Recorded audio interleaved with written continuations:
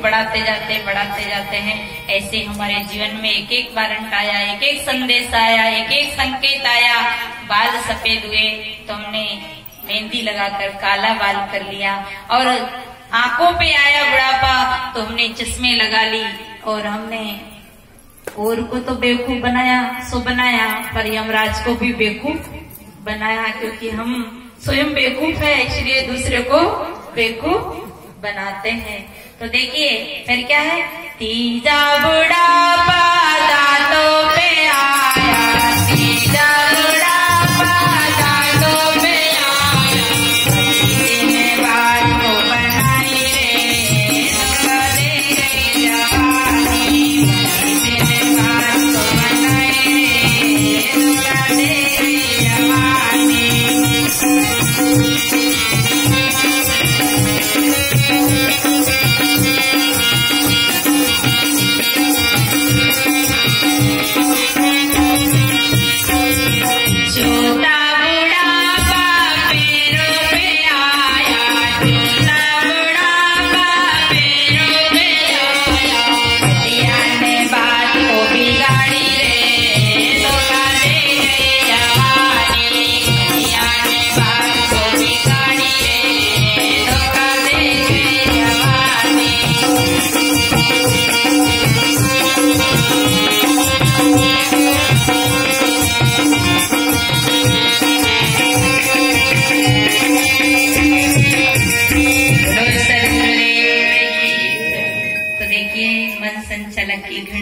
यमराज की घंटी। श्रीमान जी इस मंच को खाली करें। कौन सा मंच? ये जो अभी हमारे लिए आप लोगों ने लगाया, ये मंच तो है ही, पर इस मनुष्य जीवन रूपी मंच प्राप्त हमें हुआ था। और किस लिए हुआ था? कि अपने आत्मा का कल्याण करने के लिए, अपना आत्मा का उद्धार करने के लिए। सदगुरु ने कहा कि जो जाने जीव अपना, करो जीव का सार, जीरा ऐसा पाओ ना मिले न दूजी हार। अगर हम जीव का सार जानना चाहते हैं तो जीव का सार क्या? जीव तो मूल सार ही है, परंतु हमारे जीवन का सार क्या है? हमारे जीवन का सार है सदगुरु। तो जो जाने वो जीव अपना, अपने जीव को, अपने जीवन को जानना है। हमने सब कुछ जाना, पर जो चीज जानने की है उसे नहीं जाना। खेती करना जाना, बाड़ी करना जाना, बिजनेस व्यापार करना जाना, मकान दुकान बनाना जाना, गाड़ी चलाना जाना, हवाई जहाज चलाना भी जान लिया, ट्रेन चलाना भी जान लिया, सब कुछ चलाना जान लिया, पर अपने जीवन को चलाना नहीं जाना। काश हम गाड़ी चलाना नहीं जानते तो कोई ना कोई ड्राइवर गाड़ी चला ही देता। काश हम मकान बनाना नहीं जानते तो कोई ना कोई मकान भी बना देता। अगर हमें खेती करने भी नहीं आता तो कोई ना कोई खेती भी कर देता। काश हमें अपना जीवन चलाना आ जाता तो आज हाईवे रोड हमारे लिए कम नहीं पड़ता। जब भाई लोग शराब की बोतल पी के चलते हैं तो उनके लिए हाईवे रोड भी कम पड़ जाता है।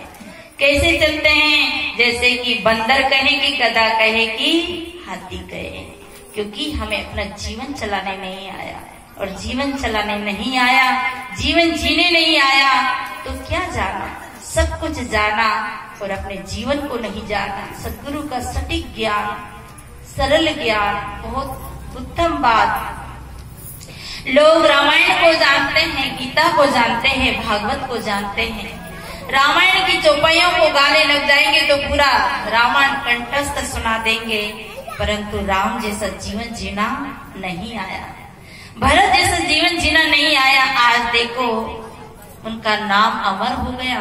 लोग उनका, हर कथाकार उनका नाम लेते हैं। क्यों लेते हैं? कि जब अयोध्या की जो गद्दी इधर राम ने परित्याग किया तो उधर भरत ने भी परित्याग कर दिया। दोनों ही तरफ से फुटबॉल हो गई। इधर राम ने लात मारी तो उधर भरत ने भी लात मार दी, क्योंकि उन्हें जीना आया और जीकर गए। तो हम भी अपने जीवन को जाने। सदगुरु कहते जो जाने वो जीव अपना, अपने जीव को जानो। और जो अपने जीव को जानेगा, जो अपने को जानेगा वही दूसरे को जानेगा। जो अपने पे दया करेगा वही तो दूसरे पे दया करेगा। और जो अपने पे दया नहीं करेगा वो दूसरे पे क्या दया करेगा। जो अपने को नहीं जानेगा वो दूसरे को क्या जानेगा। इसलिए कहा है सकल व्यवहार जिन जाना, अपने आप को नहीं जाना। अपने जीवन को जानो, अपने अनमोल श्वास को जानो, क्योंकि ये श्वास पता नहीं अभी चल रही है, वापिस आवे ना आवे। इसलिए सदगुरु बहुत सुंदर बात कहते, जो जाने वो जीव अपना, अपने जीव को जानो, करो जीव को सार। जीव का सार क्या है? जीव का सार है सद्गुण, सदाचार। रावण के पास सभी सार था, रावण के पास सभी वैभव था, धन था, विद्या थी, बल था और परिवार भी था। आप सब सुनते हैं 1 लख पूत 1.25 लाख नाती, परंतु सब सार होते हुए भी रावण का जीवन आसार हो गया, क्योंकि वही राम थे और वही रावण था। राम ने राज भी राम के पास नहीं रहा, परिवार भी राम के पास नहीं रहा, राम के पास केवल सदाचार रहा और सद्विचार रहा। और सद्विचार से राम ने अपने जीवन में विजय प्राप्त किया, जंगलों में जाकर के भी विजय प्राप्त किया। और रावण के पास राम ने बंदर भालू को अपना मित्र बना लिया। कहते हैं कि हनुमान को लोग बंदर कहते हैं, उनको अपना मित्र बना लिया। जामवंत को लोग भालू कहते हैं, उनको अपना मित्र बना लिया। लोग कहते हैं, पारक सिद्धांत नहीं मानता है, लोग कहते हैं हाँ भाई बंदर भालू को भी अपना मित्र बना लिया और बना करके उनसे मित्रता कर लिया। और कोल भील सबसे अपना मित्र बना करके, और राम ने यानी लंका में विजय प्राप्त किया, लंका में। और हम तो अपनी मन की लंका ही नहीं जीत पा रहे, हम तो अपने मन के रावण को ही नहीं मार पा रहे, हम तो अपनी इच्छाओं की खोज में चलते हैं। तो देखिए, और रावण सब कुछ होकर के, रावण ने सब कुछ था रावण के पास, कहते सोने की लंका थी रावण के पास, और इतना बड़ा परिवार था रावण के पास, कहते कुंभकर्ण जैसा भाई था रावण के पास, और विभीषण जैसा सदाचारी भाई था, पर उसको भी एक लात मार करके राज से बाहर कर दिया, क्योंकि सब कुछ जाना पर उसने अपने आप को नहीं जाना, सार को नहीं जाना। और जिसने सार नहीं जाना उसने क्या जाना। हम लोग भी यही करते हैं, हम अपने भाई को भाई नहीं समझते हैं। कई लोग हम जाते हैं ना गांव में, तो पूछते हैं कि महाराज आप कौन जात के हो? हमसे पूछते हैं कि महाराज आप कौन जात के हो? हम उधर कोटा की तरफ थे, ऐसे घूमने जा रहे तो एक माता, एक भैया पूछा कि महाराज आप कौन जात के? तो हमने कहा कि चश्मा लग रही थी उनके, का चश्मा खोलो चश्मा। अरे चश्मा नहीं, मैं पूछ रहा हूँ कौन जात का। मैं जानती तो थी पर मुझे तो तर्क करना ही था, तो मैंने कहा चश्मा खोलो, फिर देखो कौन जात के हैं हम, कैसी जात लग रही है। गाय, बकरी, भैंस, मुर्गी, छिपकली, गिलेरी, इन जात की लग रही है हम। चश्मा खोल के देख रहे। तो कहा कि अरे आप मजाक करते हो। तेरी मजाक नहीं, फिर वो यूं समझा कि हो सकता है कि ये नहीं समझ पाए होंगे। तो कहा महाराज हम ये पूछ रहे आप कौन दूध हो? मैंने कहा आपको कौन सा दूध चाहिए, बकरी का कि मुर्गी का कि गाय का कि भैंस का, किसका दूध चाहिए? आप दूध की बात करते हो। सदगुरु कबीर ने कहा है, जाति न पूछे साधु की, पूछ लीजिए ज्ञान, मोल करो तलवार का। तुम्हें तलवार से सार है, तुम्हें उस म्यान खोखे से क्या लेना? जो सार वस्तु है उसको पूछो, पर सार को नहीं पूछते। जाति न पूछे साधु की, पूछ लीजिए ज्ञान, मोल करो तलवार का, पड़ा रहने दो म्यान।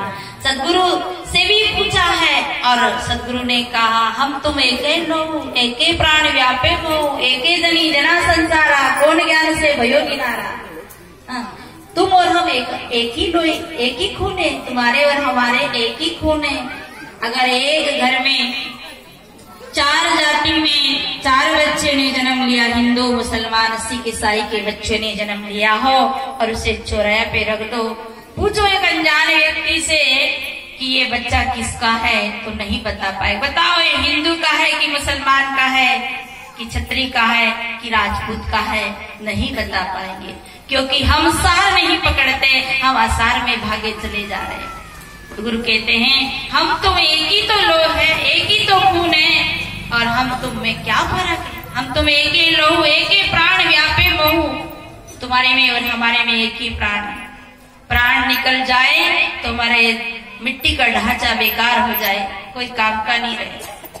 हम तुम एके लो एके प्राण व्यापे मोह, एके जनी जना संसारा, कौन ज्ञान से भयो निनारा। एक बूंद से सृष्टि रची, को ब्राह्मण को शूद्रा, बताओ तो सर। एक ही नेम विधि का हमारा सबका शरीर है, पर हम जात पूछते हैं, सार नहीं पूछते कि जीवन का सार किसके जीवन में था।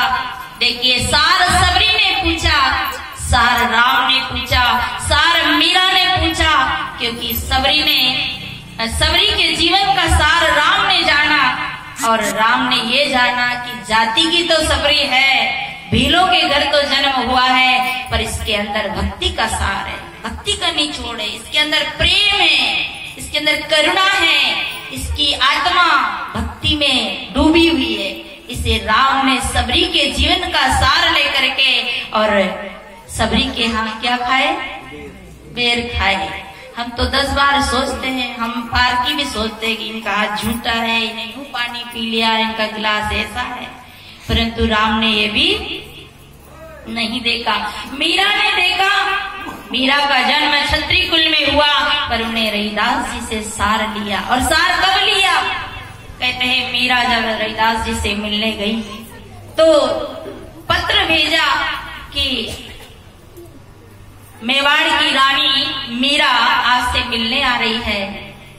तो उन्होंने कहा कि कह दो हम स्त्रियों से नहीं मिलते हैं, हम स्त्रियों से नहीं मिलते हैं। तो उत्तर दिया मीरा ने कि बता दो गुरु महाराज को, ये आत्मा स्त्री है कि पुरुष। कबीर साहब कहते हंस न नारी पुरुष है, ये जो आत्म तत्व है ये ना पुरुष है, ये ना नारी है। तो उत्तर दिया कि बता दो जो गुरु महाराज को कि जो ये बोलने वाली आत्म तत्व है वो स्त्री है कि पुरुष। तो गुरु ने कहा आने दो, क्योंकि उन्होंने सहार लिया, सहार जाना जीवन में सार। देखिए राम के गुरु वशिष्ठ जी महाराज है, और किससे जन्म हुआ, उर्वशी नाम की एक माता से उनका जन्म हुआ, और उन माता से जन्मे हुए को प्रभु राम गुरु बताते हैं, गुरु मानते हैं, और उनके सहार ज्ञान को लेते हैं। जब राम ने रावण को मारा तो लोगों ने पूछा कि प्रभु आपने इतने बड़े राक्षस रावण को कैसे मारा। तो भगवान राम कहते गुरु वशिष्ठ कुल पूज्य हमारे, इनकी कृपा दानुज रण मारे। गुरु वशिष्ठ कुल पूज्य हमारे, इनकी कृपा दानुज रण मारे।